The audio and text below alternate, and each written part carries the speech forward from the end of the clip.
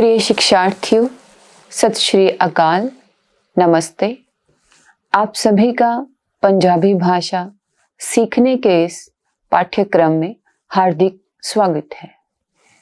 प्रिय शिक्षार्थियों, इस ब्रह्मांड में बहुत कम वस्तुएं ऐसी हैं जो गिनती में अकेली हैं अथवा एक हैं, जैसे पृथ्वी, सूरज, चांद, आकाश इत्यादि।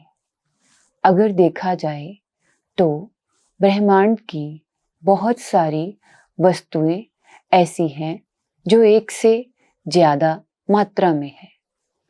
इस ज्यादा मात्रा को भाषा में बताने के लिए जिस शब्द का प्रयोग किया जाता है वह निश्चित रूप से वचन है।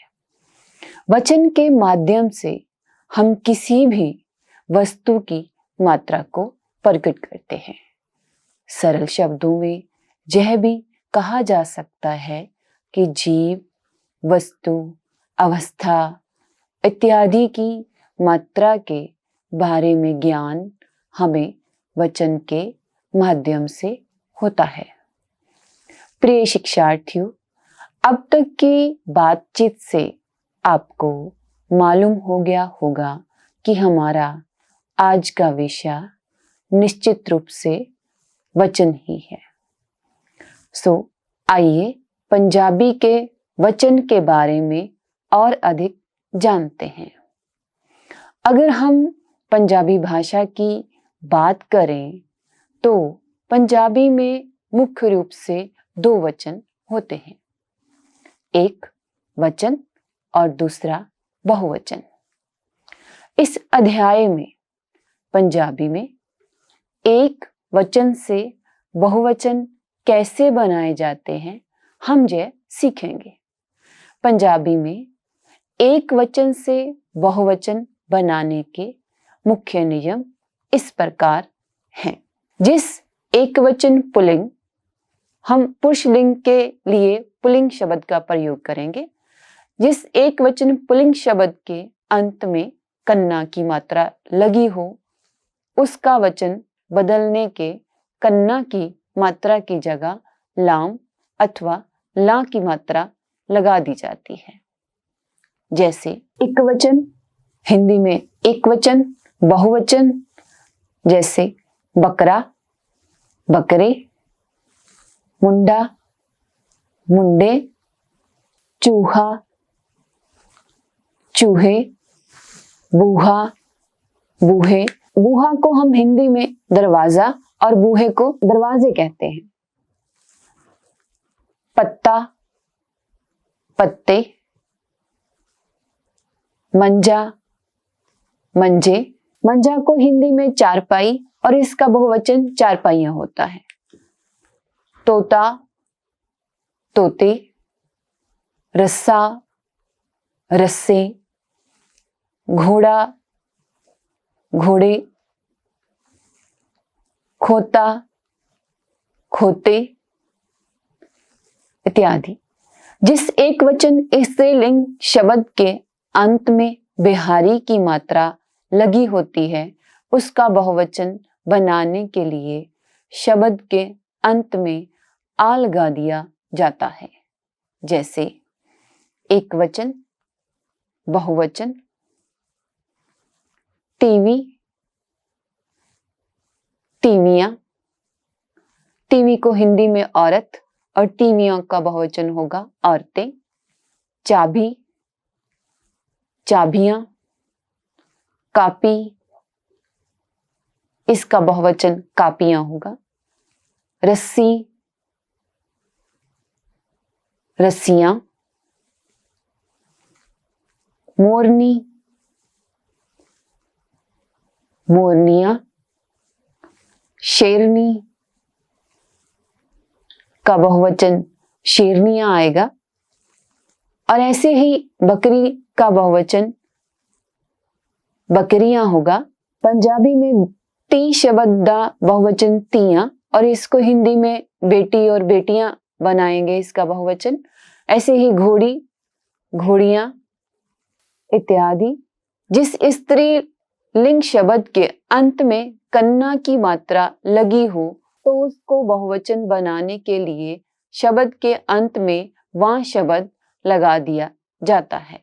जैसे कविता, कविताएं, और इसको पंजाबी में कविता, कवितावां, हवा, हवावां, सभा, सभावां, कथा, कथावां, ऐसे ही गाथा, गथावां, दुआ का बहुवचन दुआवां आएगा। जिस एक वचन स्त्रीलिंग शब्द के अंत में कन्ना की मात्रा जहाँ कन्ने के ऊपर बिंदी की मात्रा अंकित हो तो उस स्थिति में भी वहां वा लगाकर बहुवचन बनाया जाता है। जैसे माँ, मावा, गां का बहुवचन होगा गावा, छां, छावा, था, थावा, था को हिंदी में जगह, जहाँ जगह इसका बहुवचन आएगा। ऐसे ही जिस एक वचन स्त्रीलिंग शब्द के अंत पर मुक्ता अक्षर हो उसका बहुवचन उस अक्षर को कन्ने के साथ बिंदी की मात्रा लगाकर बनाया जाता है। जैसे गेंद, गेंदा, इट, इट्टा, स्लेट, स्लेटा, पेन, पैना, पुस्तक, पुस्तकां, पेड़, पेडा, इल, इल्ला, कमीज, कमीजा, सड़क, सड़कां इत्यादि। जिस एक वचन स्त्रीलिंग शब्द के अंत में दुलाम, औंकड़, दुलैंकड़, जहाँ होड़ा की मात्रा लगी हो उसका बहुवचन बनाने के लिए अंत में आ और जोड़ दिया जाता है।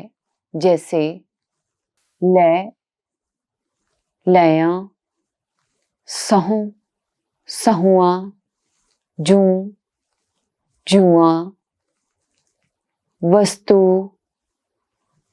वस्तुआं, खुशबू, खुशबुआं, बहू, बहुआं, गऊ, गौआं।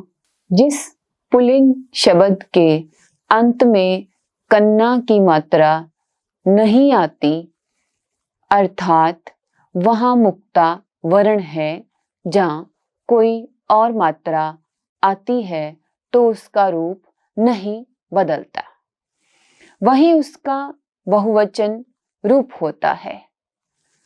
इसके उदाहरण है हथ, हथ, हाथी, हाथी, पैर, पैर, दूध, दूध, तोबी, तोबी, फुल, फुल, मेज, मेज, डड्डू, डड्डू, मोर, मोर। पंजाबी में वचन के बारे में याद रखने वाली सबसे महत्वपूर्ण बात यह है कि पंजाबी में वचन का प्रभाव नाव, विशेषण और क्रिया पर पूर्ण रूप से पड़ता है।